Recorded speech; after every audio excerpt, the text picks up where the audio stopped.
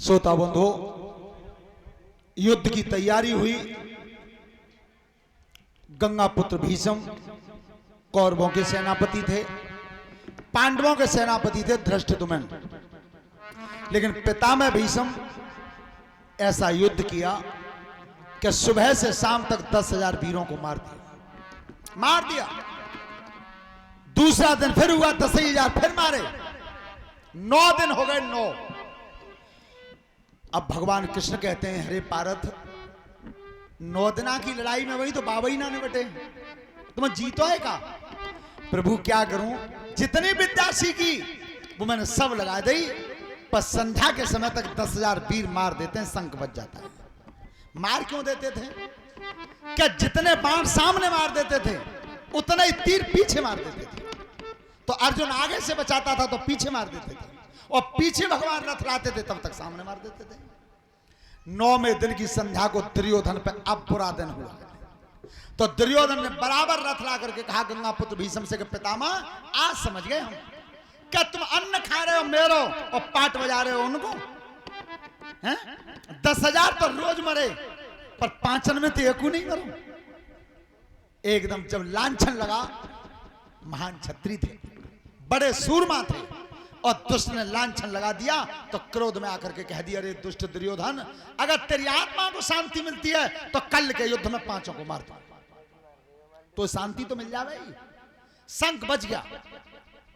कुंती को जब पता चला इधर कि पितामह भीष्म ने प्रतिज्ञा कर लिया कि कल मार देंगे, सो रोई कन्हैया, हमन तो भीख मांगवा सीख लिए, हम तो जानते हैं जब ये 5 ही ना रंगे तो राजगद्दी की नगुरई, और कौन विजय करेगा?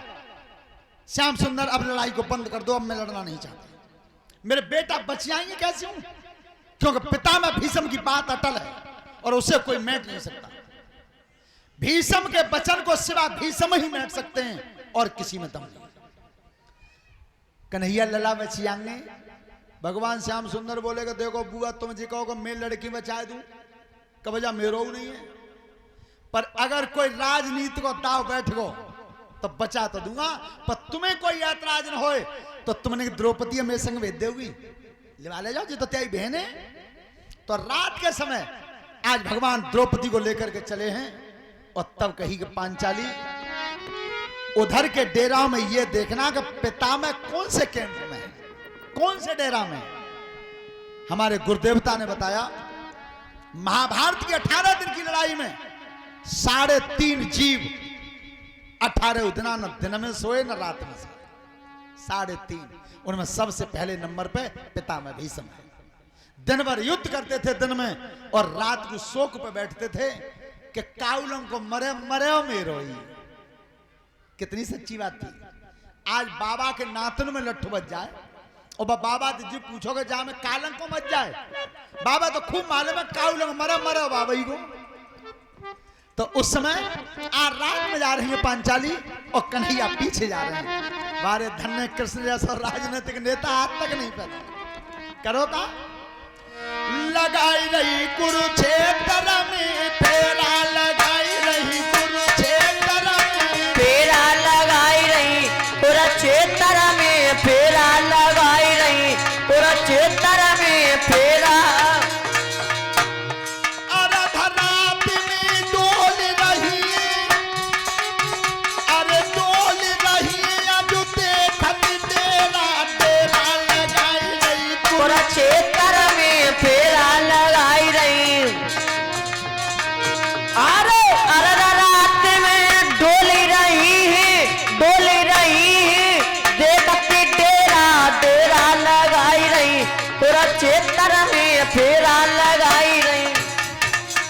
ध्यान रखना, भगवान कृष्ण पीछे, पांचाली आ गए, और जैसे पर्दा खोल खोल के देखती गई, नीले रंग का पर्दा पड़ा हुआ था, जब हटाया तो बैठे हुए थे आसन पर।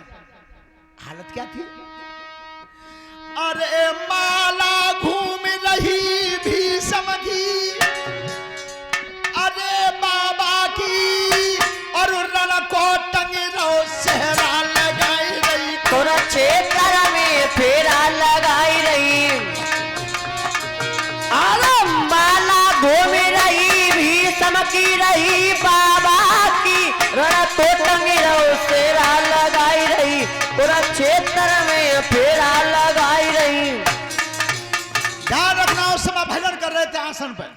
कन्हैया ने कही के हाँ, द्रौपदी बोली भैया जा डेरा में, तो एक काम करियो, आवाज दैयो मत, मोते कछु कहियो मत, और जाके चुपचाप पैर छुइयो बस। सभी माताएं बहनें ध्यान से सुनना, सास और ससुर के पैर छूने से कितना मिल सकता है, कितना मिलता है। सास ससुर के पांव छुए थे। और ध्यान रखना, कछु तो बहुएं आज कह रही है कि हमारी तो डुकरिया बोलती है ना, कहा पांव छुए। तो सुनो बहन जी, प्रैक्टिकल करना कल, कल वो प्रैक्टिकल करना जिनकी सास न बोलते हो, तो जाके तो चुपचाप पांच हुई हो, तो दोनों हाथ जब पांच पर धरोई, तो डोकरी नाराज है, नाराज के में बोले तो हती है ना, तब जिन्हें का मुंह माओ देखियो कि मुंह फेर के का तमाकू सिखाए रही हैं।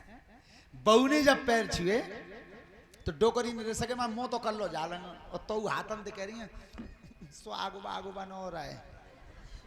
विचार करना है, ऐसा देवता दुनिया में कहीं है जो नाराज होते हुए भी तुम्हें वरदान और आशीर्वाद दे दे? वो केवल महतारी। तो आज पैर छुए, धीरे से जाके द्रौपदी ने दोनों हाथ धर, अंधेरा था, डेरा में अंधेरा था। अब इतनी तो जान ली कि कोई नारी आई है, पैर छुए, तब क्या कही? अरे हाथ उठाई कहिया भी समनी, कहिया बाबानी, और सुहाग बनो रहे तेरा लगाई रही, पूरा क्षेत्र में फेरा लगाई रही। अरे हाथ उठाई कहीं भी समनी, कहिया बाबा ने सुहाग बनो रहे तेरा लगाई रही, पूरा क्षेत्र में फेरा लगाई रही। हाथ उठा करके कह दिया कि जा बेटी तेरा सुहाग बना रहे। लौटे आई, कन्हैया ने की का कही कि भैया जी कही कि तेरे सुहाग बनो रहे, अब के लौट के भेज जाओ। और अब की आवाज दियो, और आवाज दे के पूछियो कि बाबा कल लड़ाई के मैदान में कह दे कि पांचों को मार दूंगा, और अब अपने ही मोती कहिया कि तेरा सुहाग बना रहा है, तो सुहाग तो तभी तो बनो रहा तब पांचों जिंदा रहे। ध्यान रखना, चतुराई कितनी थी वहां नेता में, क्या द्रौपदी इसलिए ले गए थे कि द्रौपदी के लिए पांचों पांडव एक बराबर, एक बराबर। जो लौट के गई और आवाज दी, पितामह भीष्म ने द्रौपदी की आवाज पहचानी, सो नवज कोनी पर झटका मार गई। क्या द्रौपदी? हाँ पितामह। कहो बेटा क्या कह रहे हैं? कि पितामह तुमने अबे तो मोती जी कही है कि तेरे सुहाग बना रहे, और कल प्रतिज्ञा करके आए हो कि पांचों पांडवों को मार दूंगा, तो बचन चिरे हुए हो कि बुरे हुए हो? ऐ समझ गए, बहुत तेज थे, बहुत योग्य थे। बेटी इधर आ जा, सुन तुझे नहीं बताऊंगा।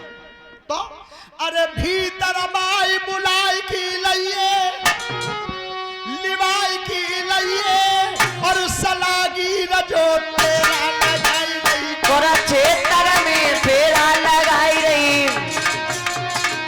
अरे भीतर बाई बुलाई के लइए, लिवाई के लइए, सलागी रजो तेरा लगाई रही, पूरा क्षेत्र में फेरा लगाई रही। जो तेरे सलागी रह गए उन्हें बुला ला। बस सुनो, कैसे कैसे वीर थे।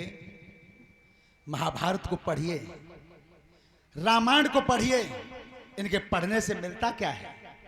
ये तुम्हें ये मिलेगा कि वो तुम्हारे पूर्वज कैसे कैसे हो गए धरती पे। स्पष्ट लिखा है महाभारत में, वन परम में, क्या जिस समय भीम और अर्जुन, युधिष्ठिर, नकुल और सहदेव वन में थे और जयद्रथ ने द्रौपदी का हरण किया था, तो उस समय युधिष्ठिर ने कहा था कि धिक्कार है अर्जुन और भीम जैसे भाइयों पर, जो ऐसे इंद्र अवतार होते हुए आज मेरी नारी का हरण हो गया जंगल से। तो भीमसेन इतनी तेजी में भागे थे, इतने वेग से भागे थे कि रेस जब लगाई है, जो रेस पैसे ही के बच्चे लगाते हैं, पर ध्यान रखना बहुत दिन पहले आए थे हम, करीब 15 वर्ष हो गई शायद, 100 लड़के रेस लगाते थे। बात चीज को देख करके मैंने मुरादाबाद तक कहा कि अपने बच्चे को स्वस्थ चाहते हो तो पैसे ही में भर्ती करवा दो।